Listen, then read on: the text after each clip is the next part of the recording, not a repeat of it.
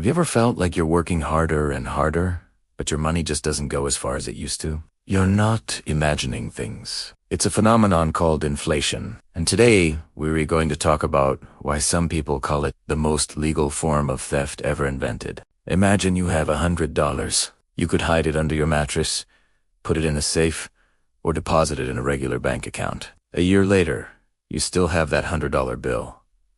The number hasn't changed.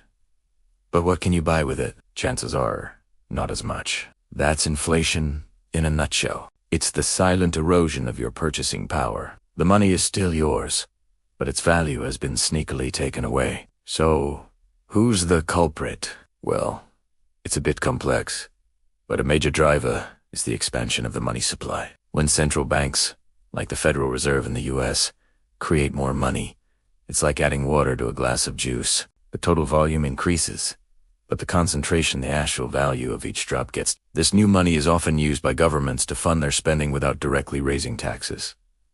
It's a stealth tax. Instead of taking money out of your paycheck, they just make the money you already have worth less. Let's think about this. If someone physically came and took $5 from your wallet every year, you'd call it theft, right? You'd be furious. But when inflation does the exact same thing by reducing the value of your $100 to $9, it's just called monetary policy.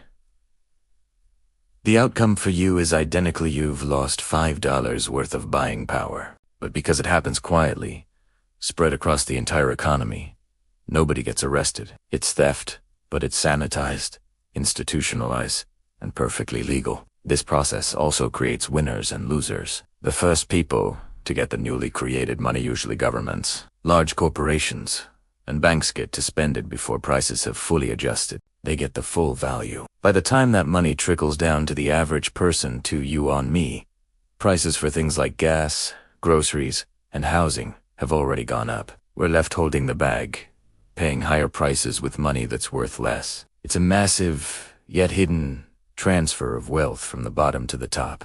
So how do you protect yourself from this legal theft? Just saving cash is a guaranteed way to lose. You have to make your money work for you. Historically, people have turned to assets that hold their value or grow faster than inflation. These are often called hard assets.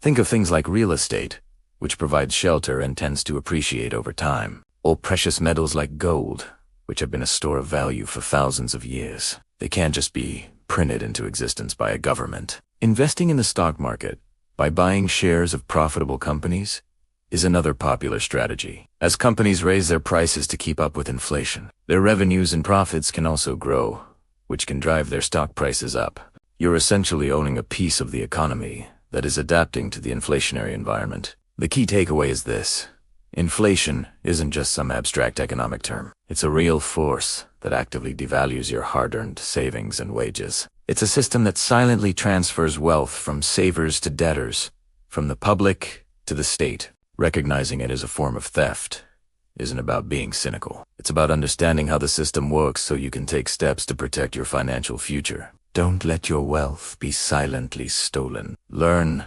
invest, and stay ahead of the game. Thanks for watching. If you found this breakdown helpful, give this video a like and subscribe for more content on how money really works. See you in the next one.